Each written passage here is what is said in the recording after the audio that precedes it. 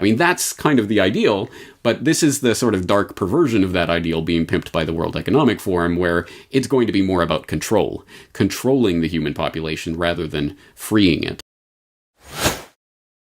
You're listening to the Corbett Report. James, welcome back to the show. How are you doing? I'm doing very well. Thank you for having me. No problem. Wanted to get you back on to talk about the World Economic Forum and the Great Reset. I heard about this when it first happened. It was shared with me. I wanted to do an episode on it, but just didn't get around to it. And really, the only person I wanted to do an episode on it was with you. So if you don't mind me just jumping right into this, because I know you don't have a lot of time and we have like a 13 or 14 hour time difference. So why don't we start off with what is and who are the World Economic Forum? You know, that's an excellent question. And I think for our purposes today, the most important member of the World Economic Forum that we're going to be talking about is Klaus Schwab, who is, as one would expect, a consummate insider of the global jet-setting elite. One might say the superclass, if one was informed of such things as David Rothkopf, who was a Henry Kissinger associate, basically mini Kissinger, wrote a book several years ago called Superclass, where he basically said, yeah, you know, these crazy conspiracy theorists think there's just this handful of people that run the world. Well, there kind of is.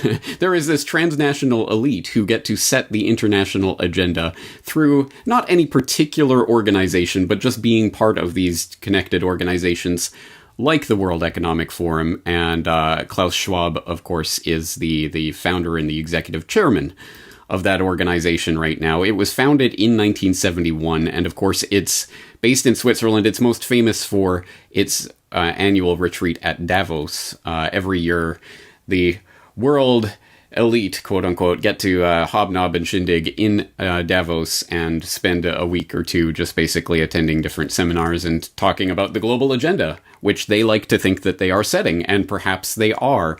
I think their official mission statement is to, quote, they're committed to improving the state of the world by engaging business, political, academic, and other leaders of society to shape global, regional, and in industry agendas. And if that sounds like a pretty grandiose mission statement, well, you're starting to get the sense of what this organization is aiming at.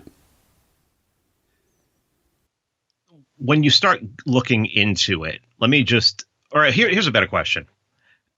You go to their website and they have things like Prince Charles says we need a global Marshall Plan to save the environment. They're not hiding this. So you can click on their website. You can see the most, for lack of a better term, New World Order-ish kind of plans that they're just putting out there and that they're detailing. If this website anyone can click on, anyone can go to, why isn't anybody reporting on this? Well, they are. It's just that they report on it in a context and in a way that makes it 100% normalized, and you're crazy for thinking there's anything odd about this. Of course, the World Economic Forum is this group of extremely wealthy and influential billionaires and government officials and what have you, princes and whatever else, who are out there saying in their own words, we want to set the global agenda, and yes, that agenda is for global government, a new world order, as that exact phrase has been used time and time and time again by these very people. And I think probably the best way to visualize what we're talking about here, because it's hard to get your mind around that concept of this global political, business, academic, industry, education, everything, trying to basically set a global agenda for all of this. Not global government, global governance. It's a totally different thing. If you want to get your mind around that and actually have a visual view of it, you need to look at the, I believe they call it the transformation map. So the COVID-19 transformation map. And people who are interested, when I post this on my site, I'll include the link. I'll send it over to you if you want to include it with your show notes. But just to see what this looks like. And essentially, this is one of those spaghetti graphs where everything links to everything else.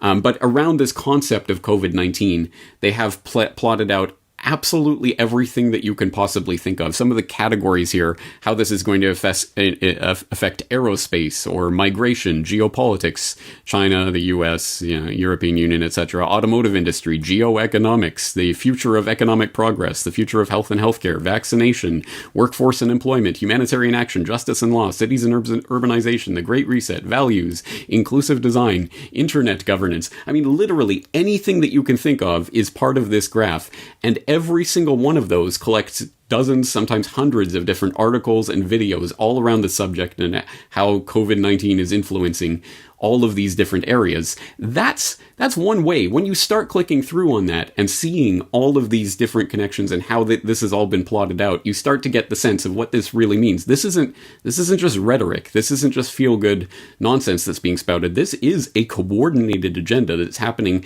at a global level. And we better take this seriously, because there are very rich, very powerful, very influential people who are taking this deadly seriously.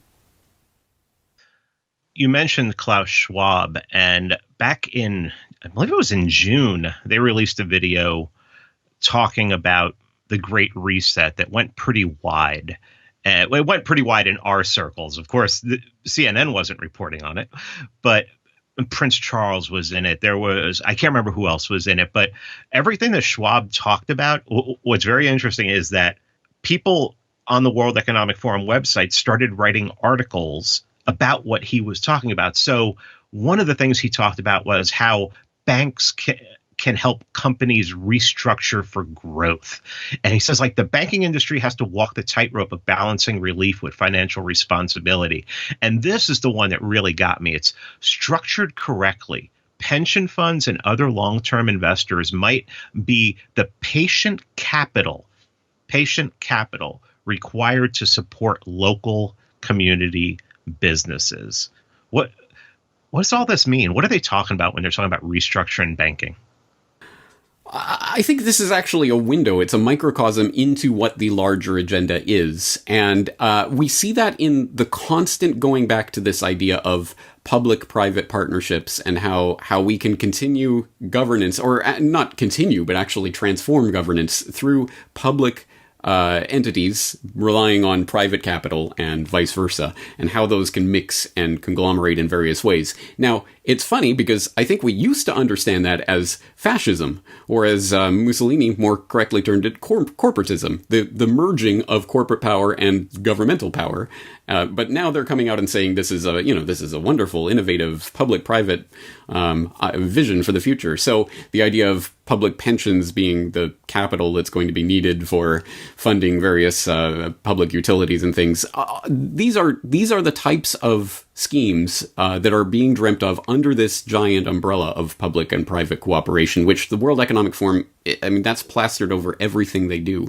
And I think if there's any sort of overarching narrative to every single aspect of the changes that are going to take place as a result of this Great Reset that they're calling it, it is this, it's the monopolization of and consolidation of power in every field imaginable. Banking, certainly, but more broadly speaking, the monetary power is going to be consolidated under things called central bank digital currency. CBDC is the new buzzword. That's popping up absolutely everywhere.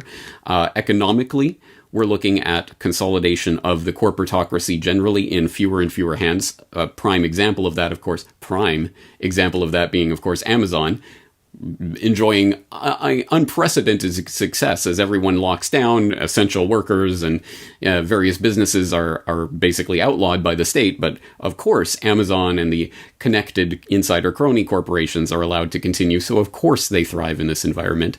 Education.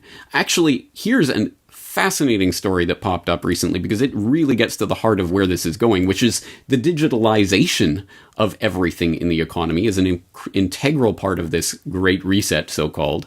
And what does that mean when, for example, in education, as we now see, everything's taking place online because, oh, heaven forfend, people actually get together in actual physical meat space and share their icky germs. So everything has to be done online. Well, what does that mean? What are the ramifications of that? Here's a good example. San Francisco State University was holding a webinar and what was the name of that? Whose Narratives, Gender, Justice, and Resistance, a conversation with Leila Khaled, which sounds like the type of thing a university would hold some webinar and, 13 people would watch and it doesn't matter, right? But no, that actually had to be deplatformed from Zoom, from YouTube, and Facebook, I think, all got together and deplatformed this webinar in particular, and San Francisco State University in general, I believe, was threatened with this because this particular, which sounds just like some sort of social justice webinar or whatever, but it's directed towards Palestinian resistance against Israel. So, of course, there was just the Israeli lobby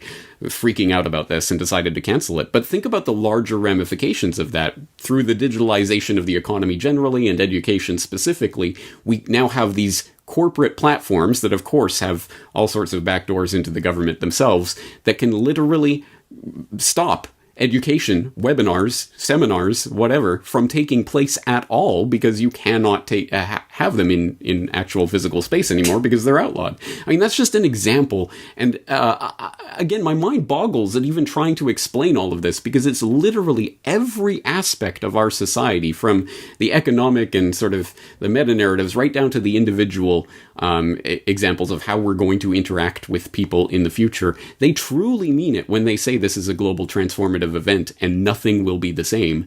This isn't rhetoric. Again, I want people to really try to internalize this. This affects everything from banking on down.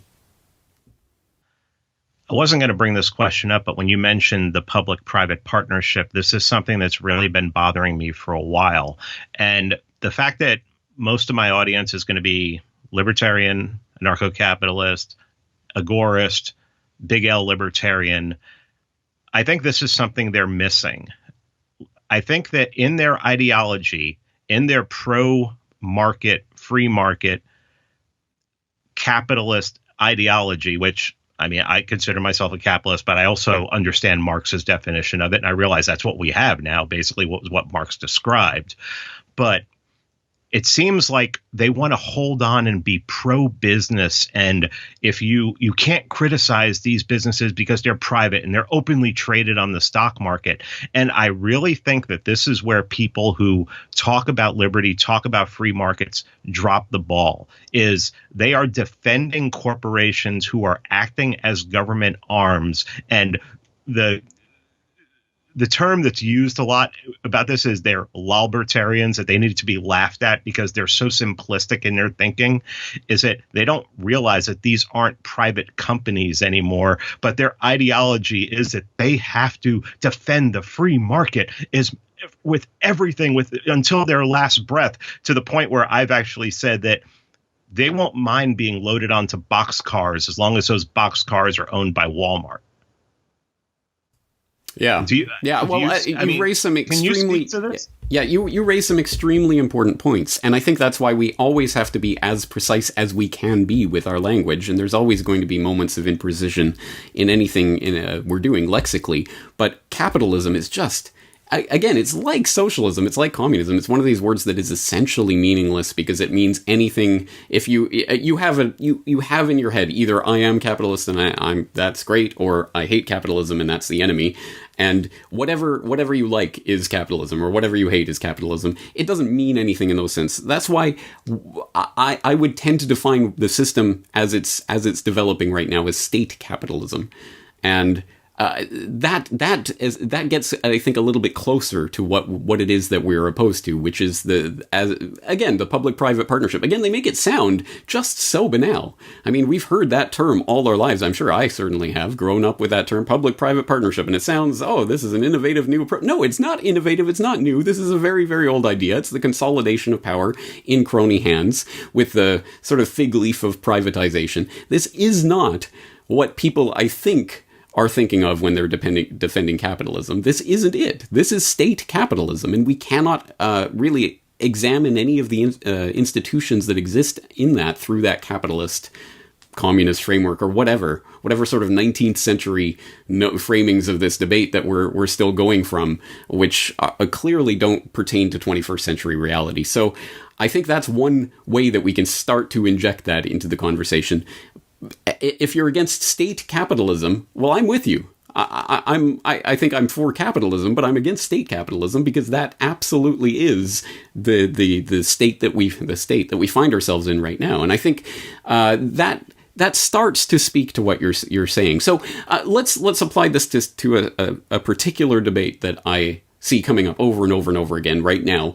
Obviously, in the space that we're working in as media purveyors, we're very concerned about free speech on the internet and the crackdown. For example, deplatforming from Zoom and YouTube and Facebook and what have you because you dare to speak about Palestinian cause or something. Absolutely, this is a worrying thing. And so, as you're saying, some people will simply defend these corporations and what they do because it's private. Some people will say, well, no, we need some sort of, these aren't private, this is government, so we need to regulate them. I guess the space in this debate I want to carve out is to say, yes, this is part of the state capitalist system, and trust me, I did The Secrets of Silicon Valley, I believe was the name of the podcast, if people want to check it out. I believe that's corbettreport.com/Silicon Valley, but don't hold me to that. It's essentially a little 45-minute documentary about the creation of Silicon Valley, absolutely through government and military essentially funding all the way, and all of these corporations that sprung up around the microchip revolution were all in bed with the government in one way or another. So I'm well aware of this, but it boggles my mind that people think that the solution to this then is going to be the creation of some sort of governmental agency that's going to come in and regulate these companies. And don't worry, we'll make sure that anyone who speaks about whatever 9/11 truth or Palestinian causes or whatever controversial. But you'll have a space on Twitter. Don't worry, we'll make sure that you get and they won't be able to kick you off. What nonsense. What planet are you living on? The answer to this has to be the agorist approach. It has to be, no, we're going to carve out our own space because the internet still exists and it is not a monopoly. Of course, yes, they have 95% or 99% or whatever it is of the market share of the human population are going to these, 10 sites or whatever they are, but they don't have to. And we can carve out our space for agorist resistance within that. And that to me is it's the only possible real solution. Anything else is just playing around. And, you might, I guess, if you elect the right representative who creates the right council will rule over the internet in a benevolent way, you might be happy for 4 years until, oh my God, the people I don't like just got into power. How did this happen? I never foresaw it. What nonsense. No, clearly we have to take the initiative to carve out our space. And that's the answer to this formation of these state capital monopolies. We have to press into the gray and black markets. That is the only space for freedom. And if we don't expand them, they're never going to expand by themselves. They're only going to shrink. And if this crisis, this generated crisis that we're living through has taught us anything, it is that. It is that they are going to press on this in every way they have, pressing on that nerve of power until they can wrest every drop of resistance out of the population by mere fact that the digitalization of our lives leaves us less and less space for anything that is outside of the purview of the state, monetarily, economically, socially, in any way that you can think of. This is the time to resist. So, sorry for that rant, but this is where this leads me. I think you're right. We have to identify state capitalism as the problem. But the answer to that isn't going to be communism or socialism. No, it'll be a benevolent state that will take over instead of the bad state. No, of course. The real answer to this is individual agorist action working together with like-minded people towards carving out space for freedom. Getting back to the World Economic Forum and sorry, and the great I asked the question, so yeah, I brought it up. So and it was great. I mean, that's what people needed to hear. That's the message I've been giving. It's like it almost seems as if people who believe in free markets don't want to criticize private companies because that's what commies do, and I don't want to be on the side of the commies. So thank you for that. And that is the answer is going to be agorism and the counter economy from here on out. But on the World Economic Forum site, you constantly see this term that a lot of people have heard, but they don't know what it is. And they're constantly talking about the fourth industrial revolution. What are we talking about? What are they talking about when we see that term? All right, so this is a network of related concepts and things. So we'll take this piecemeal. But if people want this fleshed out, there's an 11-minute video that World Economic Forum put out back in 2016 to try to at least dip people's toe in the waters, and they put out an article that helped flesh this out. Essentially, the premise of this is that the first industrial revolution was steam power, and all of the things, all of the machinery and creation of factories and what have you that came from that initial harnessing of steam power. The second industrial revolution had to do with electricity and the electrification of cities and what have you. The third industrial revolution then would be communications technologies and computer revolution. The fourth industrial revolution, as they term it, is the bringing together of technology, biology, and the physical world, the digital, biological, and physical world, and the ways that those are going to be merged.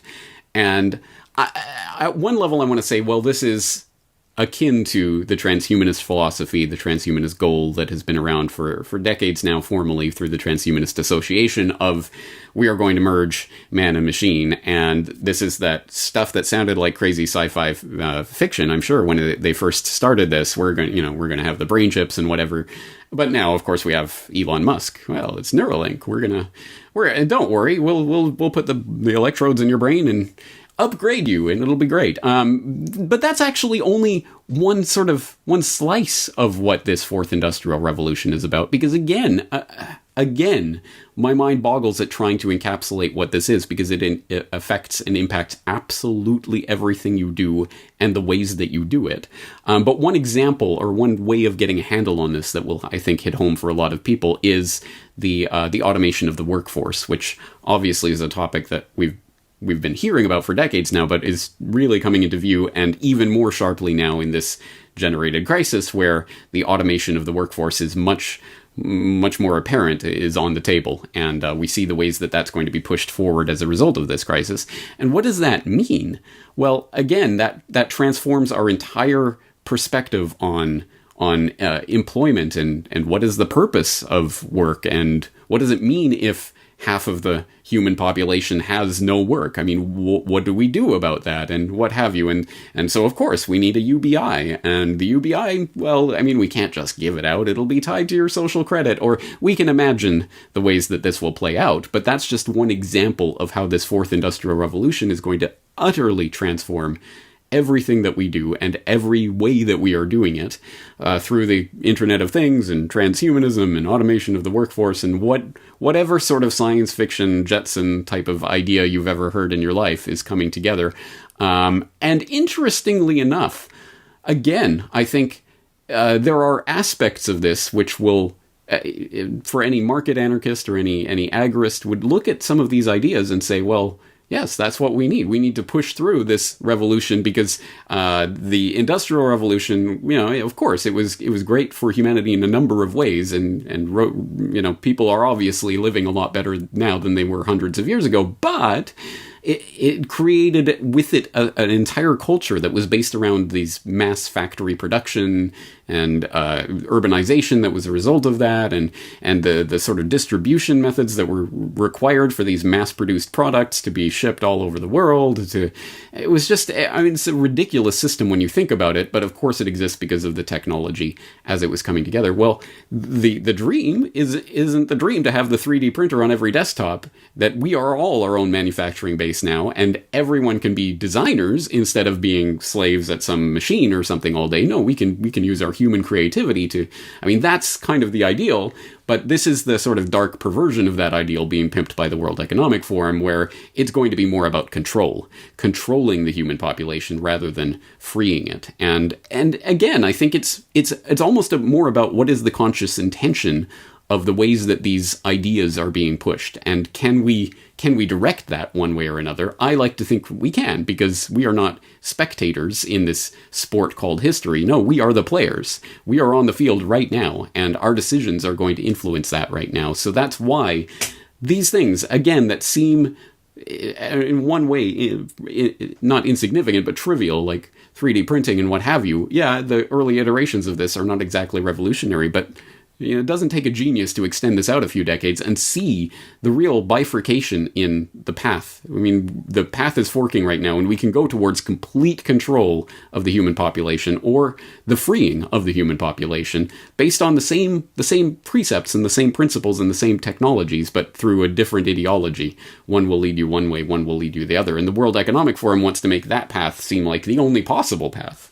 I mean, what else can we do? We have to transform the world. All these technologies are coming together, so we have to organize a global governmental structure that will keep you safe and swaddle you in its loving arms, unless you don't want to be swaddled in its arms, in which case it will crush you, like the devouring mother or whatever metaphor you want to get into. So, again, sorry for the rant, but again, my mind boggles at trying to encapsulate the sort of vastness of these ideas in something that people will be able to understand in a nutshell.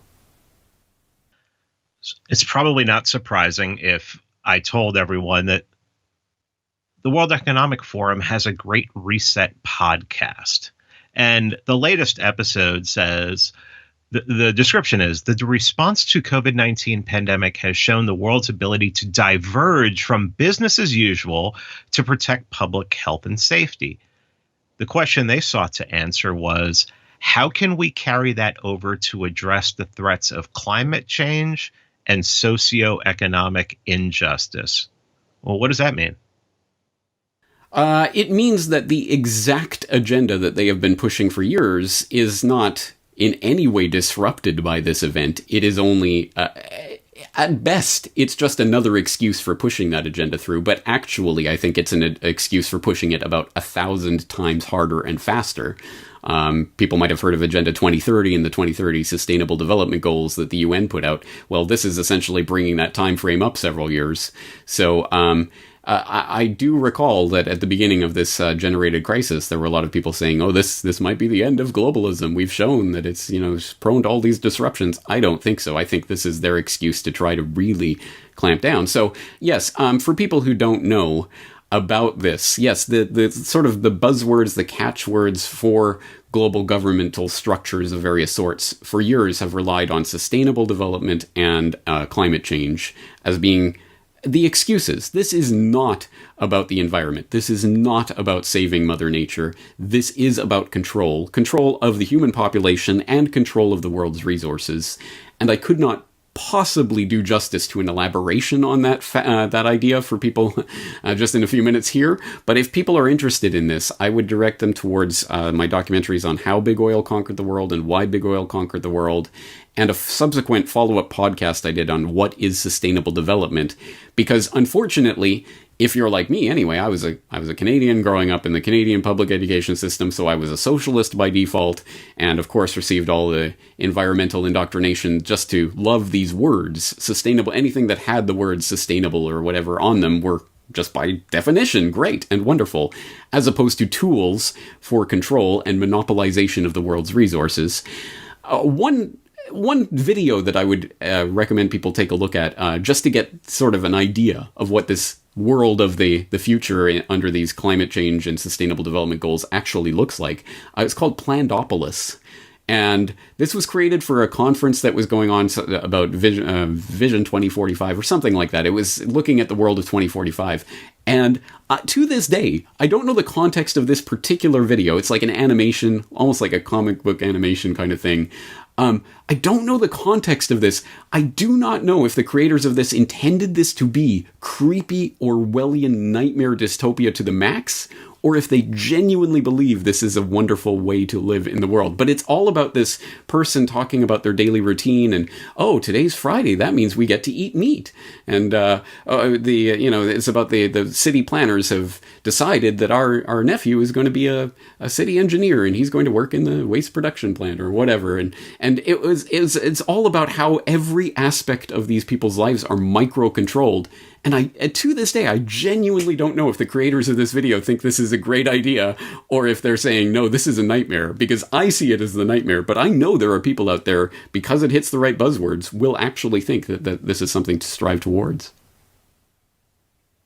I want to finish off on something away from the World Economic Forum, but definitely in the realm. I released an episode today with our friend Vin Armani, and it was just he and I talking. It was just a live stream, and we were just talking back and forth for an hour and 45 minutes. And we were talking about how people have just adapted so quickly to this, and how it's become a religion. It's almost spiritual. They're seeing it as magic, and they're waiting for some sort of magic to come along and make them feel safe, like the magic vaccine. I just released an episode on Monday with Dr. Knut Witkowski, who says, I have 2 supplements that I'm going to fuse together. They'll go into your bloodstream. They're lipids. They'll collect the viruses. It'll excrete through your urine. You do this before as soon as they announce something's in the air, start taking this. It'll solve all of your problems. And I told Vin, I said, that's just too simple. It's too simple for people now. They need magic. So the question I wanted to ask you, and that sounds like magic, but it's not magical enough because it's coming from a retired, epidemiologist. He's not standing next to, the president or something. He's not wearing a white coat. When you see the way people are acting, is there any argument that you can make that agorism is not the way? We just need to vote harder and get the right people in there. That's a joke, right? Yeah, vote harder, guys. No, but you touch on a couple of really, really fundamentally important points there that I want to underline. One is this presumed health authority, trust the science, which is just such a garbage phrase that was designed to lock in the minds of a certain percentage of the population. Derek Brose over at the Conscious Resistance, The Last American Vagabond, he just had a article on this that I thought hit the point just perfectly. Are we living in an anti-science society or something along those lines? And his point is, they keep saying that anyone who questions anything of these presumed health authorities, these unelected health authorities, where do they come from? Why are they dictating every aspect of my life? Oh, who cares? They're trust the science. They like to say that anyone who defies our orders is anti-science. Well, no, actually, because you can point to this scientist or Knut Witkowski or this scientist or this scientist or this scientist, and that would, so really you can make the argument that they're denying the science. They're the science deniers, because science, of course, is not a singular noun, this thing that exists and I'm denying that. No, it is a process. It's messy. There are conflicting opinions. So if you deny that, you are denying science. I think that's maybe one way that you can get past the indoctrination that people are under right now. And I'll try it out. I'll let you know how it works if I can unlock some minds that way. But secondarily, you touch on this idea of this religion, essentially, that people are looking for this spiritual, magical thing to transmute their lives. That's what 2020 is all about, the transformation. And I would have, even just a few days ago, I think I would have taken that metaphorically to some extent. I now literally, really palpably see the sort of the religious, the quasi-pseudo-religious nature of what is happening right now. And it hit home in the weirdest way. I listened to this comedy podcast called How Did This Get Made, where they listen to, or they watch, B-movies and, just make jokes about them. It's just one of my silly things that I do to unplug. But I was listening to one of their, their mini episodes, as they call them. And it was this special episode where they're talking about social justice or whatever. And so it started with this weird moment. How did this get made, listeners? My name is June. My pronouns are she, her, hers, and I want to start our conversation today by acknowledging the traditional custodians of the land upon which I am in my home, the Tongva tribe, and their elders past and present. And as so many of our listeners are listening, folding their laundry, on walks with their dogs, all over this country, I want to acknowledge the traditional custodians of this country, the indigenous peoples and their elders, past and present. I also want to name that today my highest intention is that my words and language do not cause harm to my guests or to those listening in. And I recognize that. Like, I have seen this before. This is prayer. This is what they are doing. They're doing a prayer of sorts. This is a spiritual thing that is happening, a religious urge that is being fulfilled by these types of, whether it's the social justice thing or the climate change thing or whatever it is, that, or even just COVID-19, trust the scientists, they will protect us. There really is a sort of religious side to this that I think, how do you address that? What do you do? Because, of course, with just the secularization of culture generally, human beings are still human beings. I mean, I don't care if you're atheist or not, but humans have this religious, spiritual side to them, whether you think there's anything supernatural or not. That is going to manifest, and it's currently manifesting in these kind of creepy ways that I think are being harnessed for certain political agendas. And that's, I mean, how do you get past that programming? How do you get people out of that matrix? You know, that's the prize, I think, for anyone who wants to really deprogram people and get them to step outside of this. I'll let you know when I find the magic decoder ring for getting people to see this. I'm not very hopeful at this moment that it's going to happen quickly anyway. I know you have to go. I want to ask you a question I know you can answer very quickly. Did you ever see the David Letterman episode where he had Edward Bernays on? No. What?